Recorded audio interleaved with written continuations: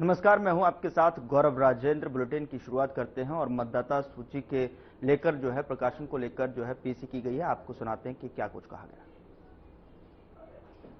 दे सकते हैं। और अंतिम जो हमारी इस पूरे एसआईआर 2026 की अंतिम मतदाता सूची अब उत्तर प्रदेश की 10 अप्रैल 2026 को प्रकाशित होगी। जनता अपना नाम देख सके ड्राफ्ट मतदाता सूची में। इसमें हमने न केवल भारत निर्वाचन आयोग के वेबसाइट पे अवेलेबल है ड्राफ्ट मतदाता सूची, सीओ उत्तर प्रदेश के वेबसाइट पे अवेलेबल है, सारे राजनीतिक दलों के बूथ लेवल एजेंट्स को दे दिया गया है। अब हमने एक निर्देश ये दिए कि जो हमारे बूथ लेवल अधिकारी हैं प्रति कार्य दिवस 10 से 12 बजे के बीच में पोलिंग स्टेशन पर उपलब्ध रहेंगे और उनके पास ड्राफ्ट मतदाता सूची उपलब्ध रहेगी, जिससे कोई भी मतदाता 10 से 12 वर्किंग डे में अपने पोलिंग स्टेशन पे जाके बीएलओ से मिल सकता है, ड्राफ्ट मतदाता सूची में अपना नाम देख सकता है। इसके साथ ही साथ बूथ लेवल अधिकारी के पास ASDDR लिस्ट यानी absent, shifted, death, duplicate, refuse to sign, ये वो मतदाता थे जो 27 अक्टूबर 2025 को जिनका नाम था उत्तर प्रदेश की मतदाता सूची में, लेकिन गणना चरण में अन्य कारणों से किसी की मृत्यु रिपोर्ट हुई कि चला गया है, इस कारण से इनका नाम जब 6 जनवरी को ड्राफ्ट मतदाता सूची प्रकाशित हुई तो उसमें नहीं रहा। ऐसे लगभग 2,88,00,000 लोग थे। इनके नाम ASDDR लिस्ट में है, बूथ वाइज हैं। वो लिस्ट भी बीएलओ के पास है। कोई व्यक्ति जाके देख सकता है कि मेरा नाम पहले था तो क्यों कटा, मुझे क्या मरा हुआ दिखा दिया या मुझे शिफ्टेड दिखा दिया या मुझे एब्सेंट दिखाया, तो वो चीज भी जानकारी मिल सकती है। तीसरी चीज, हर बीएलओ को ये कहा गया कि 2003 की जो अंतिम मतदाता सूची थी उत्तर प्रदेश की, वो भी उनके पास उपलब्ध रहेगी, क्योंकि जब लोग नए अपना फॉर्म भर रहे हैं उनको भी मैपिंग करनी है, तो वो उससे मैपिंग भी देख सकते हैं 2003 की। चौथा जो नया निर्देश अभी दिया है वो ये है कि उस बूथ के वो वोटर्स जिनकी नो मैपिंग है उसकी लिस्ट भी रहेगी, वो वोटर्स जिनकी मैपिंग में कोई विसंगति है उसकी भी लिस्ट रहेगी। क्योंकि लोगों को ये कहना था कि हमें अभी तो नोटिस नहीं आया, लेकिन आशंका बनी हुई है कि हमारा नोटिस तो नहीं आ जाएगा। सो उसके लिए भी हमने ये उपाय किया है कि अब जाके कोई भी मतदाता देखे कि अगर उसका नाम ड्राफ्ट मतदाता सूची में है, नो मैपिंग में नहीं है, तार्किक विसंगति वाले में नहीं है, इसका मतलब उसका फाइनल है, उसे कोई दिक्कत नहीं है।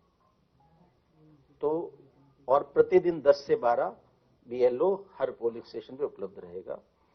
इसके अलावा ऑनलाइन तो ये हमारे सारे सिस्टम co.uttarpradesh.nic.in पे भी अवेलेबल है और voters.eci.gov.in जो भारत निर्वाचन आयोग का वेबसाइट है उस पर भी सारी चीजें उपलब्ध है।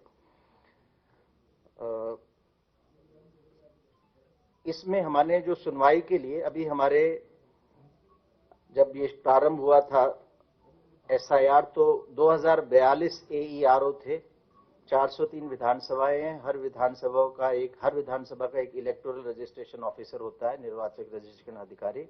उसकी सहायता के लिए लगभग 4-5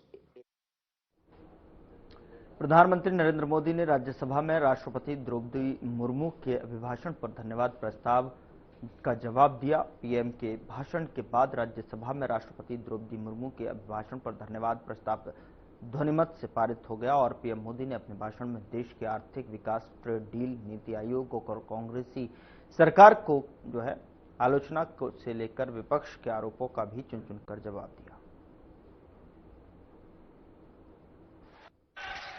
डेवलप कंट्री जापान हुआ करता था, एक राज्य ने सामर्थ्य दिखाया था, आज मेरा देश ये सामर्थ्य दिखा रहा है।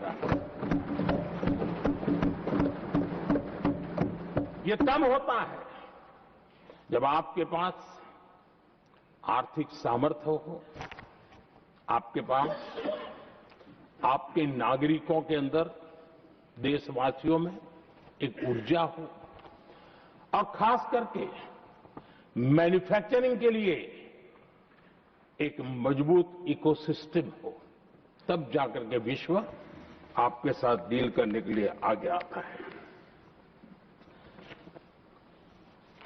वोट बैंक की राजनीति में डूबे हुए लोगों ने कभी भी देश के ऐसे अनेक पहलुओं पर मजबूती देनी चाहिए, ये कभी उनकी प्राथमिकता नहीं रही और उसी का परिणाम है।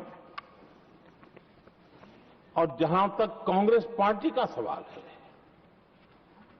मैं साफ साफ कहना चाहता हूं और मेरे शब्दों पे भरोसा नहीं है तो मैं देश को लोगों को कहूं, कुछ मत करो, सिर्फ लाल किले से कांग्रेस के प्रधानमंत्रियों के जो भाषण है, सिर्फ उन भाषणों का एनालिसिस कर लो, आपको साफ साफ लगेगा कि न उनके पास कोई सोच थी, न उनके पास कोई विजन था और न ही कोई इच्छा शक्ति थी।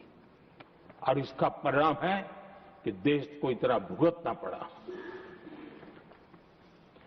आदरणीय सभापति जी, मैं कोटि कोटि देशवासियों का आभारी हूं।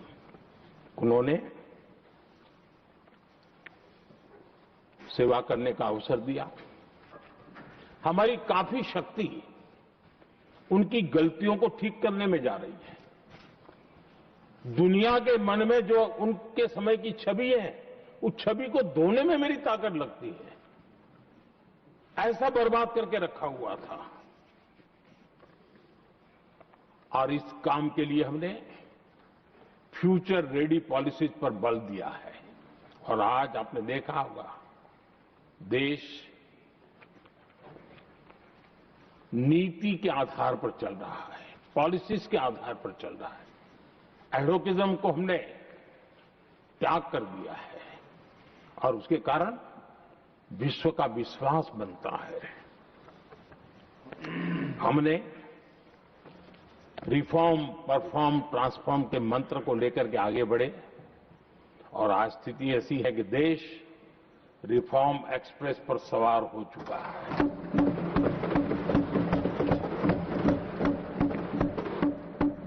हमने स्ट्रक्चरल रिफॉर्म्स किए हैं, प्रोसेस से जुड़े रिफॉर्म्स किए हैं, पॉलिसीज में रिफॉर्म किए हैं। हमारा मैन्युफैक्चरिंग सेक्टर, हमारे उद्यमी ये सशक्त हो, भारत की हर चीज का वैल्यू एडिशन हो, उस दिशा में हमने प्रयास किया है। और मैं आज विश्वास के साथ कह सकता हूं, आज भारत विश्व के साथ स्पर्धा करने के लिए पूरी तरह तैयार है।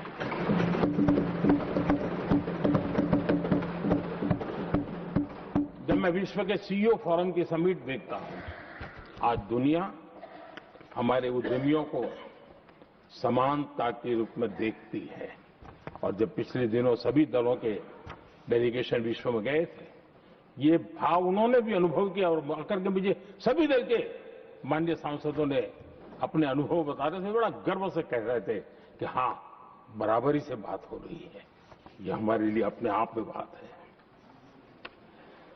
आदरणीय सभापति जी, एमएसएमई का बहुत बड़ा नेटवर्क जितना सामर्थ्यवान होता है, वो लंबे अरसे तक इकोनॉमी को एक ताकत देता है। हमने उस दिशा में बल दिया और हमने कई रिफॉर्म्स किए हैं। आज हमारे एमएसएमई नेटवर्क पर दुनिया का भरोसा बढ़ रहा है। बड़े बड़े हो सकता है हम हवाई जहाज नहीं बनाते होंगे, लेकिन कई हवाई जहाज है जिसमें कई पुर्जे मेरे देश के छोटे छोटे एमएसएमई बना रहे हैं।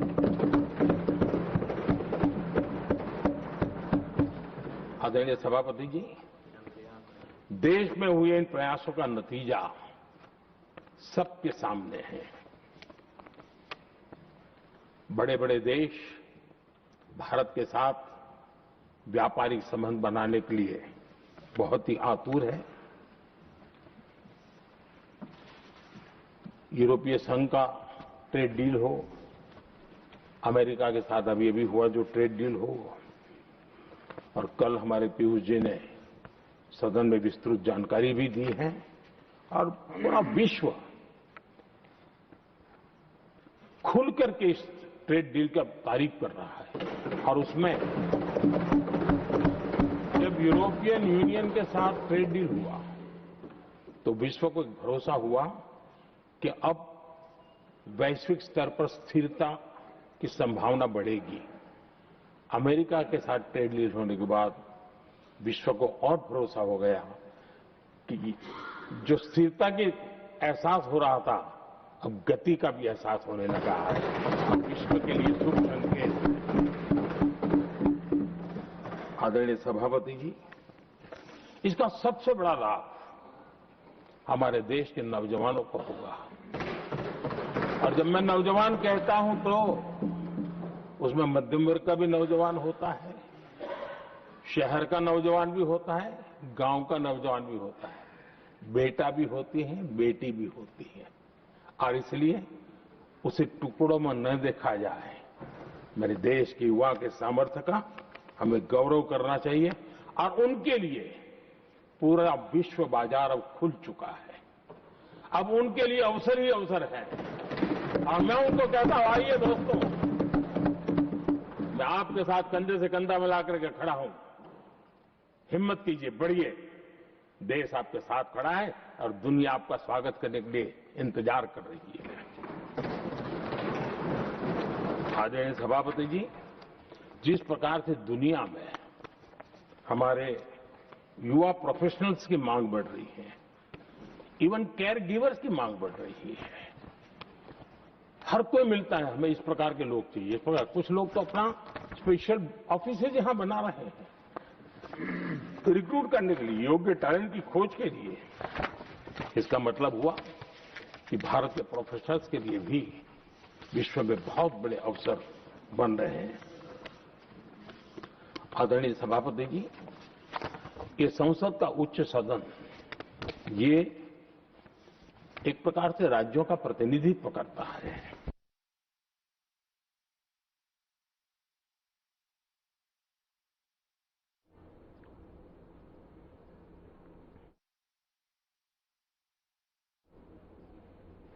तो धन्यवाद। प्रस्ताव पर प्रधानमंत्री नरेंद्र मोदी का ये संबोधन राज्यसभा से, जहां पर विपक्ष के आरोपों का खुलकर जवाब देते हुए दिखाई दिए। उधर गौतम बुद्ध नगर की पुलिस कमिश्नर लक्ष्मी सिंह ने निर्देशन में जो है डीसीपी और एडीसीपी सेंट्रल नोएडा के पर्यवेक्षण में एसीपी 1 सेंट्रल नोएडा उमेश यादव ने पुलिस बल के साथ थाना फेज 2 क्षेत्रांतर्गत फुट पेट्रोलिंग की और जिस दौरान वाहनों की चेकिंग कर सुरक्षा व्यवस्था का जायजा लिया गया। उनके द्वारा संबंधित को निर्देशित किया गया कि संदिग्ध प्रतीत हो रहे वाहनों को जो है बैरिकेडिंग लगाकर चेक कर जो है उनको चेक किया जाए, निकाला जाए, यातायात व्यवस्था को दुरुस्त रखा जाए और नियमों का पालन न करने वाले वाहन चालकों के विरुद्ध कार्रवाई भी की जाए। यहां रुक रहे हैं एक छोटे से ब्रेक के लिए। ब्रेक के उस पार खबरों का सिलसिला लगातार जारी है।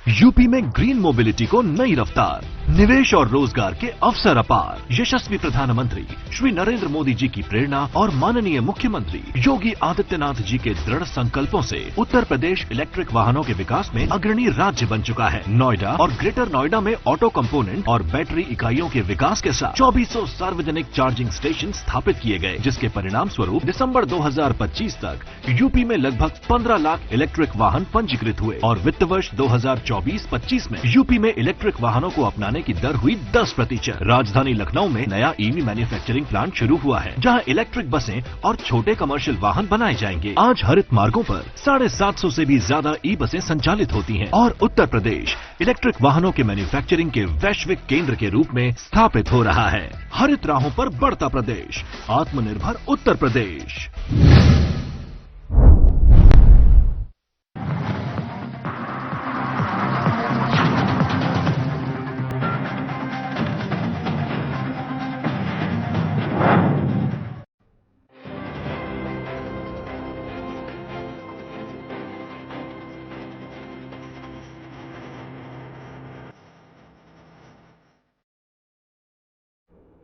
ब्रेक के बाद स्वागत है आपका। खबरों में आगे बढ़ते हैं। हरिद्वार में स्वामी सत्यमित्रानंद गिरी जी महाराज की श्री विग्रह मूर्ति का स्थापना समारोह आयोजित किया गया, जिसमें सीएम योगी समेत प्रमुख नेता सप्त ऋषि पहुंचे, जहां गुरु समाधि और मूर्ति अनावरण समारोह का अंतिम और सबसे बड़ा धार्मिक आयोजन आयोजित किया गया। समारोह के दौरान सीएम योगी ने क्या कुछ कहा, आपको सुनाते हैं।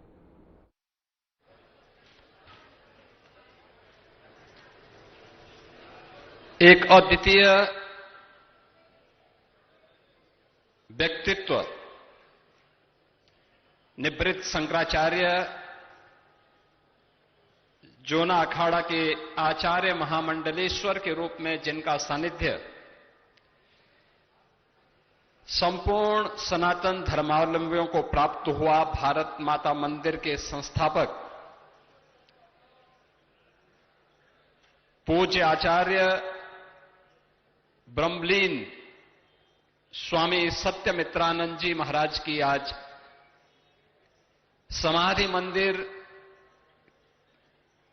के लोकार्पण और भव्य मूर्ति की यहां पर स्थापना कार्यक्रम समारोह के अवसर पर इस संपूर्ण कार्यक्रम के आयोजक संयोजक जूना पीठाधीश्वर आचार्य महामंडलेश्वर पूज्य स्वामी अवधेशानंद गिरी जी महाराज, भारत के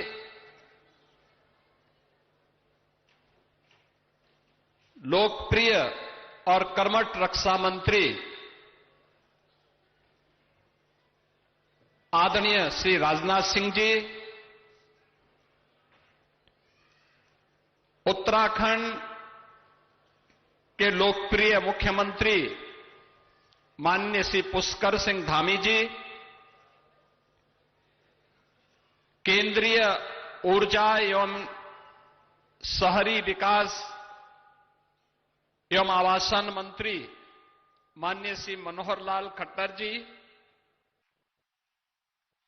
पूज्य संत निर्माण पीठाधीश्वर आचार्य महामंडलेश्वर विश्वकानंद जी महाराज,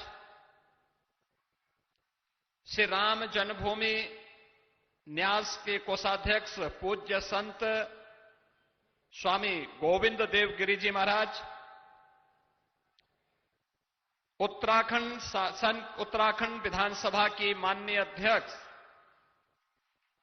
श्रीमती रितु खंडूड़ी जी, उत्तर प्रदेश सरकार में मंत्रिमंडल के मेरे वरिष्ठ सहयोगी उप मुख्यमंत्री श्री ब्रजेश पाठक जी, मध्य प्रदेश सरकार के नगर विकास और संसदीय कार्य विभाग के मंत्री श्री कैलाश विजय वर्गीय जी,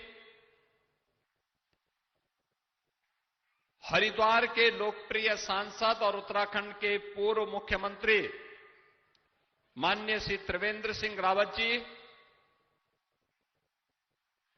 पूर्व केंद्रीय मंत्री और उत्तराखंड शासन के पूर्व मुख्यमंत्री डॉक्टर रमेश पोखरियाल निशंक जी, उत्तराखंड सरकार के सभी माननीय मंत्रीगण, जनप्रतिनिधिगण, पूज्य संतजन और हजारों की संख्या में ब्रह्मलीन पूज्य स्वामी सत्यमित्रानंद जी महाराज के अनुयायी शिष्य, परंपरा से जुड़े हुए सभी उपस्थित बहनों और भाइयों, आज यहां पर पूज्य स्वामी जी महाराज की समाधि मंदिर के भव्य लोकार्पण के त्रिदिवसीय समारोह के इस समारोह कार्यक्रम में मुझे भी आप सबके साथ उनके समाधि मंदिर के दर्शन करने और मूर्ति स्थापना के कार्यक्रम में भागीदार बनने का सौभाग्य प्राप्त हुआ है। मैं पूज्य स्वामी जी महाराज की स्मृतियों को नमन करते हुए मैं उत्तर प्रदेश शासन की ओर से, उत्तर प्रदेश की जनता जनार्दन की ओर से पूज्य स्वामी जी महाराज के श्री चरणों में नमन करते हुए उन्हें विनम्र श्रद्धांजलि अर्पित करता हूं। हम सब इस बात को जानते हैं कि पूज्य स्वामी जी महाराज भारत की सनातन परंपरा के एक ध्वजवाहक थे। समन्वय उनके जीवन का मंत्र था। करुणा और मैत्री का संदेश उन्होंने जन जन तक पहुंचाया था। लेकिन राष्ट्रभक्ति के मूल्यों के साथ किसी भी प्रकार का सम विषम परिस्थिति में कोई समर्पण नहीं होना है, यानी नाम के अनुरूप उन्होंने जीवन पर्यंत वह कार्य करके दिखाया। मुझे याद है, मैं इसी उत्तराखंड की भूमि पे मैंने जन्म लिया। 1982 में जब भारत माता मंदिर के भव्य लोकार्पण का कार्यक्रम था और अद्भुत कार्यक्रम था। तत्कालीन प्रधानमंत्री श्रीमती इंदिरा गांधी जी भी और राष्ट्रीय स्वयंसेवक संघ के सरसंघ चालक पूज्य बाला साहब देवरस जी की उपस्थिति उस कार्यक्रम में एक साथ इस बारे में तय करती थी कि राष्ट्र के राष्ट्राध्यक्ष के प्रति हमारा सम्मान का भाव होगा, लेकिन मूल्यों और आदर्शों के प्रति किसी प्रकार का कोई समझौता भी नहीं होगा। और भारत माता मंदिर का यह अद्भुत मंदिर, उस समय जब ये देश विपरीत परिस्थितियों से जूझ रहा था, तब देश को किस प्रकार का आध्यात्मिक नेतृत्व चाहिए, यह पूज्य स्वामी जी महाराज ने भारत माता मंदिर के भव्य निर्माण के साथ साथ उसके लोकार्पण कार्यक्रम के माध्यम से हम सबके सामने एक चिरस्थायी स्मारक हम सबके सामने समर्पित किया, जो प्रत्येक भारतीय के लिए एक नई प्रेरणा है।